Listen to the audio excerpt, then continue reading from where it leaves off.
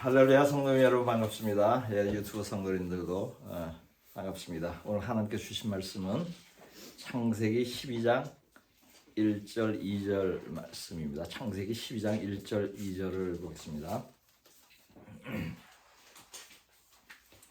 제가 봉독하겠습니다. 여호와께서 아브라함에게 이르시되 너는 너의 고향과 친척과 아버지의 집을 떠나 내가 네게 보여줄 땅으로 가라. 내가 너로 큰 민족을 이루고 네게 복을 주어 네 이름을 창대하게 하리니 너는 복이 될지라. 아멘. 믿는 사람이 거주할 곳을 옮기는 것은 영적인 의미가 있습니다. 그것은 새롭게 한다는 의미입니다. 아브라함이 우상을 팔던 사람에서 믿음의 조상으로 새롭게 될 때에 고향인 갈대아 우르를 떠나 가나안으로 이주를 하였습니다. 룻은 시어머니 나오미를 따라 모압에서 예루살렘으로 이주함으로써 이방신을 믿던 사람이 하나님을 믿게 되었습니다. 그리고 두 번째 남편인 보아스를 만나 예수님의 조상이 되었습니다. 야곱은 형 에서의 위협을 피해 부모와 살던 곳을 떠나 외삼촌 라반의 집으로 거주지를 옮기면서 이스라엘이라는 새로운 이름이 주어지고 12지파의 아버지가 되었습니다. 요셉이 가나안에 사는 평범한 소년에서 애굽의 총리가 되고 아버지와 형제를 기근에서 구원하는 구원자로 새로운 인물이 되게 할 때에 하나님은 요셉을 살던 곳에서 멀리 떠나 애굽으로 가게 하였습니다. 애굽에서 종살이 하던 이스라엘 백성을 해방시킬 때에 하나님은 이스라엘 백성을 애굽 땅에서 그대로 살게 하면서 신분만 해방시킨 것이 아닙니다. 가나안으로 거주할 곳을 옮기게 하여서 해방시켰습니다. 이처럼 거주할 곳을 옮기는 것은 새롭게 할 뿐더러 구원을 이루어가는 의미가 있습니다. 그러므로 믿는 사람이 이사하는 것에 영적인 의미를 부여하는 것은 성경적입니다. 저는 제 인생의 초반기에 의미 있는 이사를 두 번 했습니다. 한 번은 7살 때 경상도 시골에서 지리산 밑에서 서울로 이사를 한 것이고, 다른 한 번은 30살 때에 기업체 주재원으로 미국으로 이사를 한 것입니다. 저는 미국에서 믿음 생활을 하는 중에 성령을 받았고 미국에서 신학 공부를 하였습니다. 미국에서 신학 공부를 하게 된 것은 두 가지 중요한 의미가 있습니다. 하나는 신학을 바르게 배울 수 있었던 것이고, 다른 하나는 영어로 성경을 가르치고 전도할 수 있도록 훈련을 받은 것입니다. 제가 시골 깡촌에서 청년 때까지 살았다면 아마도 미국 지사가 있는 직장을 얻지 못했을지 모릅니다. 그렇다면 미국을 갈 기회가 없었고 미국에서 신학 공부를 할 수도 없었을 것입니다. 무엇보다도 선교를 다니며 영어로 성경을 가르치고 복음을 전하기 어려웠을 것입니다. 그러니 어렸을 때 서울로 이사를 한 것과 그 후에 미국으로 이사를 한 것은 제가 새롭게 되는 과정이었고 하나님의 섭리였다고 인정이 됩니다. 사람들은 살면서 종종 이사를 하게 되지만 특별한 이유가 없으면 오래 살던 곳을 떠나려 하지 않습니다. 왜냐하면 새로운 환경에 적응해야 하는 부담이 있기 때문이죠. 또 변화에 대한 그런 불안한 마음이 있기 때문입니다. 그러나 하나님은 믿는 자들이 거주하는 곳을 옮기게 합니다. 믿음 생활을 새롭게 하려고 또는 복음을 전하게 하려고 살던 곳을 떠나 전혀 다른 생활 환경으로 인도를 합니다.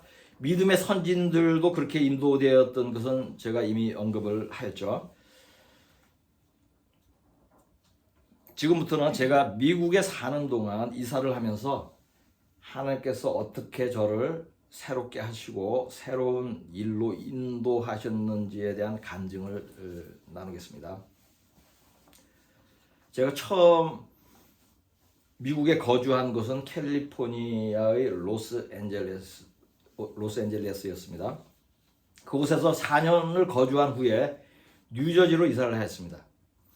이사를 한 이유는 한국 본사에서 뉴저지의 현지 법인을 세웠기 때문입니다. 그때 저는 미국의 현지 법인장으로 승진하였습니다. 제 인생에 새롭고 좋은 일이 이사를 하면서 이루어졌죠.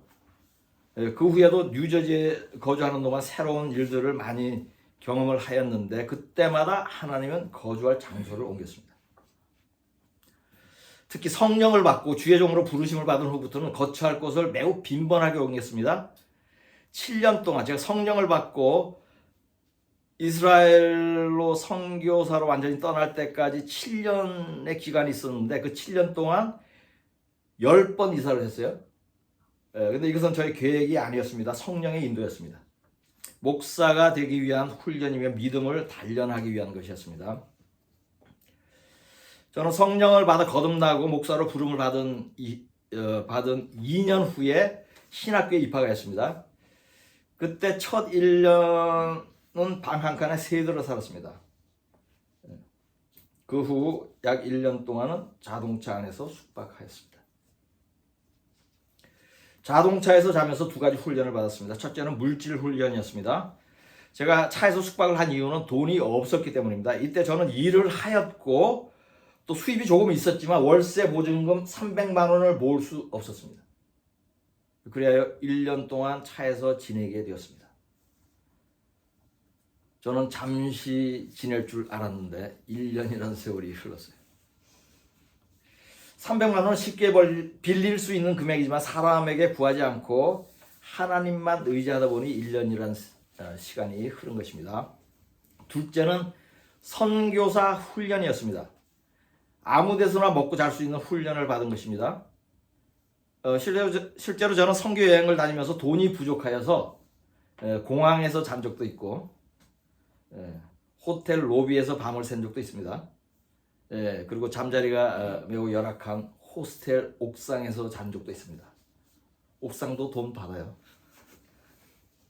10,000원이에요, 10,000원. 예수님이 성령을 받으시고 40일 동안 시험을 받으신 것처럼 저는 신학교에 입학하기 전에 2년 동안 삶으로 훈련을 받았습니다. 방에서 자동차 안으로 거처를 옮기면서 저를 새롭게 만들어간 것입니다. 이렇게 이러한 훈련이 끝나고 신학교에 입학하기 직전에 하나님께서 원룸을 주었습니다. 부엌이 딸린 반지하방입니다. 제가 이제 신학교에서 공부를 해야 하므로 차에서 숙박하던 저에게 안락한 집을 주었어요. 새로운 일을 위해 새로운 거처를 주신 것이죠. 이 집을 주신 것에 대한 간증이 있습니다. 뉴저지 한인타운에 있는 이 집은 밖에서 보면 반지하인데 방으로 들어가 보니 지하가 아니고 마을 전체가 훤히 보이는 전망이 좋은 방이었어요. 그리고 방에 온돌도 깔아놨어요. 한국 사람이 지은 집이에요. 온돌방이 없는데 한국 사람이 가끔 지을 때 온돌을 넣습니다. 그래서 11월 달에 이사를 했는데 너무 따뜻했어요. 침대 세트는 제가 과거에 오랫동안 사용하던 것과 같은 것이었어요. 저는 제가 쓰던 침대를 몇 년 전에 팔았는데 그 당시에 이 집에서 사간 것이라는 생각이 들었어요. 왜냐하면 그 침대는 고급이에요. 그리고 흔한 제품이 아니에요. 제가 가구 사업을 했기 때문에 좀 좋은 침대를 썼는데 그 원룸에 깔아놓을 침대가 아니에요. 그래서 되게 놀랐어요. 그리고 이 놀란 것은 여기서 끝나지 않고 계속 진행이 됩니다. 저는 크고 넓은 책상을 좋아하는데 책상도 고급 체리 나무로 양쪽에 서랍이 여러 개 달린 것 있죠. 최고 좋은 책상 주셨어요. 방 벽에는 크리스천 액자가 걸려 있었습니다. 부엌과 화장실에는 필요한 것이 모두 갖춰져 있었어요.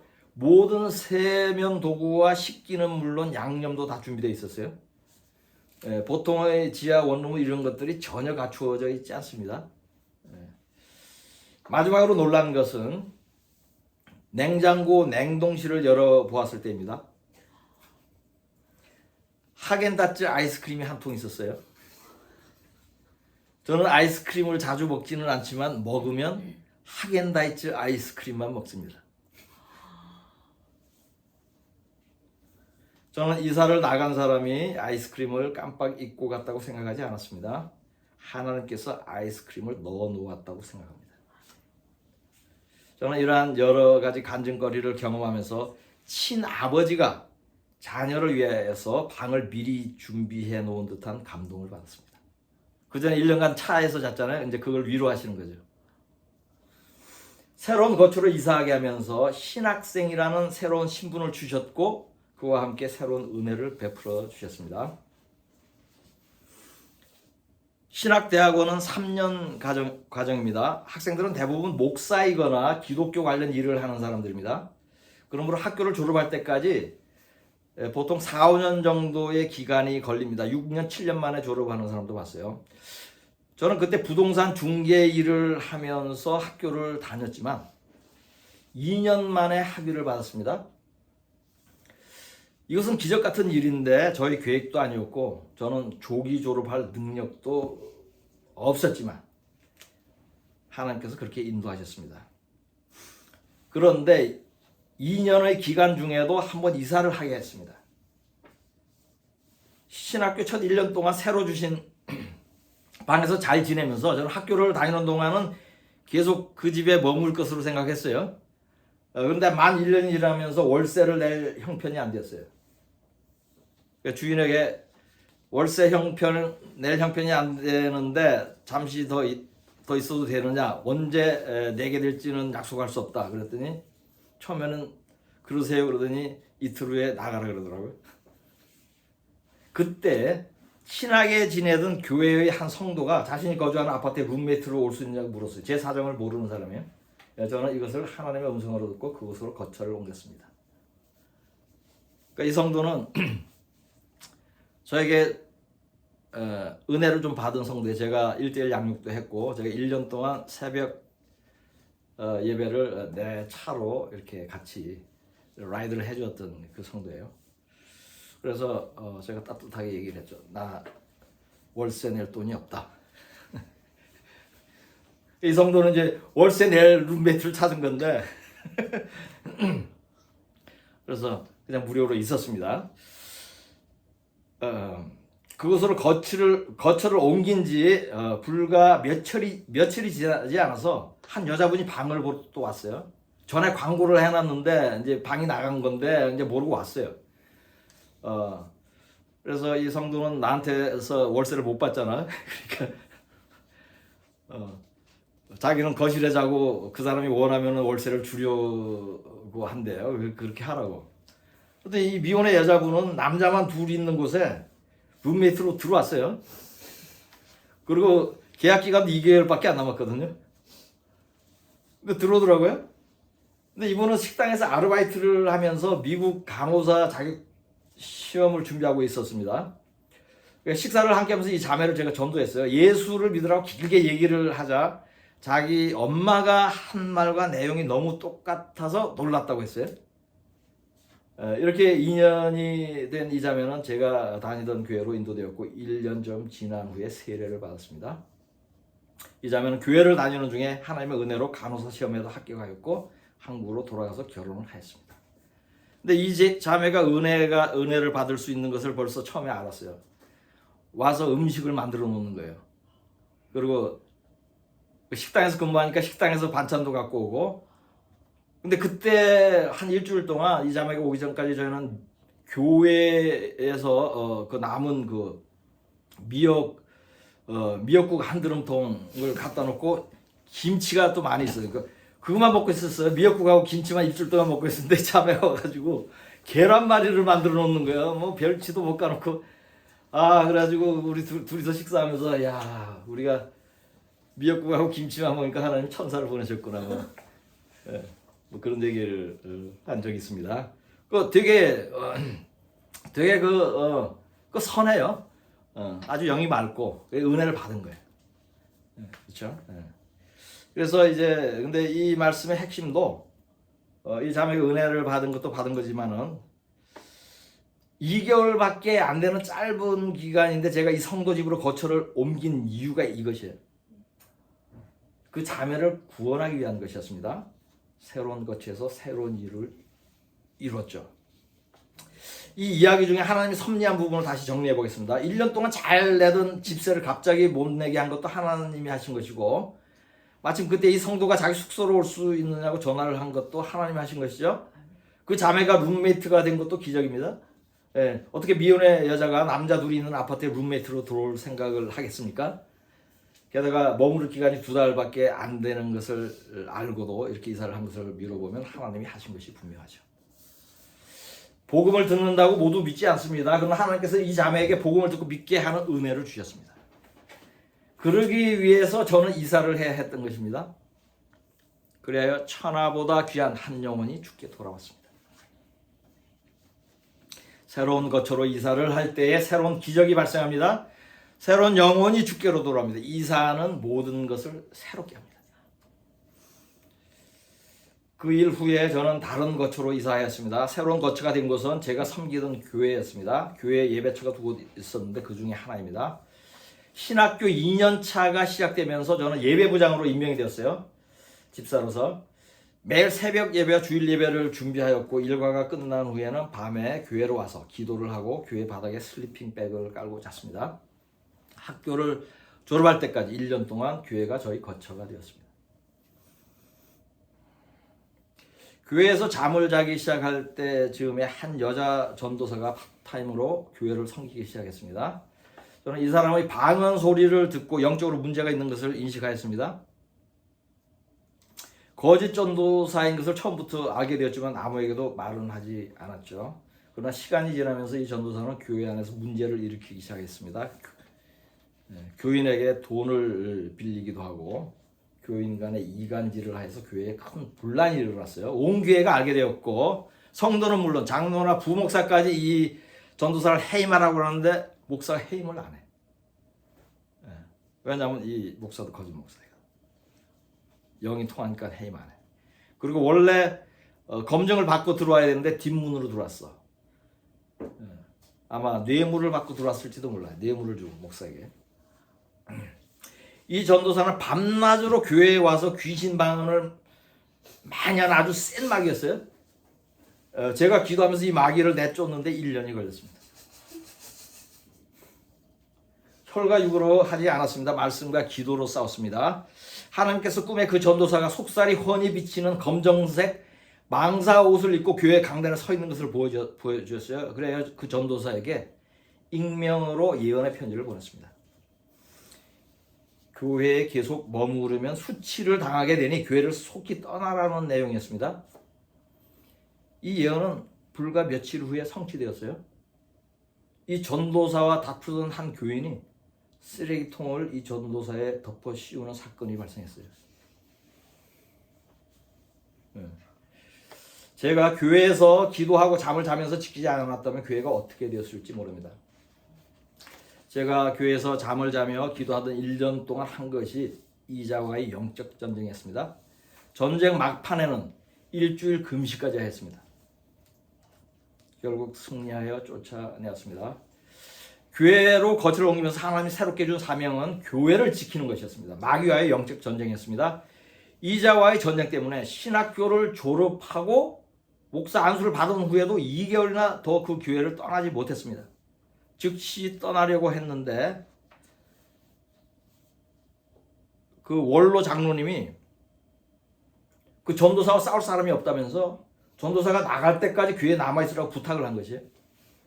저는 그 말을 하나님의 말씀으로 받아 그 교회에 한동안 더 머무른 것입니다. 그리하여 막판에 일주일 금식 기도까지 하였고, 그 전도사는 쓰레기통을 뒤집어 쓰는 수치를 당한 후에야 스스로 사표를 내고 떠났습니다. 그런데 저희 사명은 여기서 끝나지 않았어요. 하나님께서 헌금을 도둑질하는 그 교회의 담임 목사에게 회개할 것을 전하게 했습니다. 이 이야기는 너무 길어서 결론만 이야기하겠습니다. 회개하라는 저희 편지를 받고도 회개하지 않은 이 목사는 그 후에 퇴직금 수십억 원을 가져가려다가 한 푼도 못 받고 교회를 쫓겨나다시피 은퇴하였습니다. 그가 허물을 도둑질하는 거짓 목사인 사실이 교회 안에는 물론 온 세상에 드러났습니다. 하나님께서 회개하지 않는 목사에게 수치를 준 것입니다. 이 일도 제가 그 교회에서 숙박을 하고 있는 중에 시작된 것입니다. 하나님이 교회로 저희 거처를 옮기신 것은 돈이 없으므로 교회에서 숙박하라는 뜻이 아니었습니다. 돈을 없게 하여 교회를 거처로 삼게 하신 이유는 거짓 전도사와 싸우고 사꾼 목사를 책망하는 새로운 사명을 주시기 위한 것이었습니다. 교회를 떠난 후에는 방 한 칸을 세내어 지냈습니다. 그곳에서 6개월 머무는 동안 성경을 가르치기도 하고 설교를 준비했습니다. 처음 40편의 설교가, 제 설교는 번호가 매겨져 있죠. 1번부터 40번까지 이때 준비되었습니다. 매일 5시간 기도하고 5시간 성경 묵상하고 5시간 설교문을 작성했습니다. 새로운 거처에서 새로운 일을 한 것입니다. 이 집의 위치는 차가 없는 저로서는 생활이 불편하였습니다. 그래야 하나님께서 거주할 집을 새로 주셨습니다. 그것은 제가 수시로 가야 할 곳을 모두 걸어서 갈 수 있는 곳이에요. 제가 수시로 가야 하는 것은 은행 있죠, 또 한국마켓, 그다음에 세탁소, 뭐 이 정도죠. 그거 다 걸어서 갈 수 있는 곳으로 새로운 집을 주셨어요. 그리고 월세도 조금 더 싼 곳으로. 그리고 3, 4개월 동안 세븐일레븐에서 캐시어로 일했습니다. 제가 일을 한 이유는 생활비가 끊어졌기 때문입니다. 그러나 하나님은 돈이 없으신 분이 아닙니다. 저에게 방세를 낼 수 없는 상황을 만들어 일을 하게 한 이유는 따로 있습니다. 새로 이사 왔으니까 새로운 일이 또 있어야겠죠. 그곳에 제자 2사람을 만나게 하였습니다. 한 사람은 가게의 매니저이고 다른 한 사람은 과테말라 청년이었습니다. 2사람 모두 저에게 성령을 배우면서 큰 은혜를 받았고 거듭나게 되었습니다. 과테말라 청년의 이름은 리키입니다. 제가 전도해서 예수를 믿게 됐고 그 후에 저에게 성경을 배웠습니다. 리키는 저에게 성경을 배우면서 믿음이 매우 빠르게 성장했어요. 저에게 배우는 동안 바로 과테말라에 있는 아내와 딸에게 성경을 가르쳤어요. 전화로. 저희 방에서 리키에게 성경을 가르친 지 3주 후에 방 하나와 거실이 있는 새 장소로 이사를 하였고 그곳에서 목회가 시작되었습니다. 새로운 장소에서 새로운 일들을 이루시는 하나님의 섭리가 계속 저를 인도하였습니다. 제가 성령을 받고 주의 종으로 부르심을 받은 후에 이스라엘로 선교를 떠날 때까지 7년 동안의 기간을 다시 정리해 보겠습니다. 성령을 받은 후 신학교 입학하기 전까지 2년 동안은 훈련의 시간이었습니다. 믿음과 인내의 훈련이었어요. 차 안에서 자기도 하고. 또한 말씀과 기도의 훈련이었어요. 하루에 8시간씩 성경을 읽었습니다. 그리고 신학교에서 2년 동안 공부하였고 그 후에 목사 안수를 받고 3년 동안 교회 사역을 하였습니다. 이 기간 동안에 저를 새롭게 한 이야기를 지금까지 한 것입니다. 많은 일을 새로 주셨죠. 그럴 때마다 이사를 하게 했습니다. 그런 후에 미국의 모든 생활을 정리하고 이스라엘로 선교를 떠났습니다. 이때부터는 거처를 옮기는 것이 아니라 일정한 거처가 없어졌다는 표현이 더 정확합니다. 가는 곳마다 잠시 머무르는 곳이 되었습니다. 이스라엘에서는 호스텔에 머무르고 한국에서는 선교센터 이곳저곳에서 머물렀습니다. 5년 정도 이스라엘 선교를 하는 중에 코로나가 발생하여서 선교를 하지 못하고 한국에 머물게 되었습니다. 한국에서 교회를 개척하였습니다. 그래요, 지금까지 온 것입니다. 제가 거주하는 집이 교회입니다. 이곳이 저희 집이면서 교회입니다. 집이 교회이고 교회가 집인 것은 특별한 의미가 있습니다. 24시간 교회를 파수하는 의미가 있습니다. 제가 섬기던 교회에서 1년 동안 잠을 잘 때 거짓 교사들로부터 교회를 지키는 사명을 감당했던 것과 동일한 의미입니다. 최근에 성도 2가정이 저희 교회 옆으로 이사를 하였습니다. 이분들에게 새롭게 되는 변화가 있었습니다. 이분들을 보면서 믿는 자들이 이사를 할 때 새롭게 하시는 것은 예외가 없다는 것을 다시 깨달았습니다. 이들의 변화는 적은 것이 아닙니다. 매우 큰 것입니다. 총체적 변화입니다. 죽을 듯 쇠약했던 영이 살아났습니다.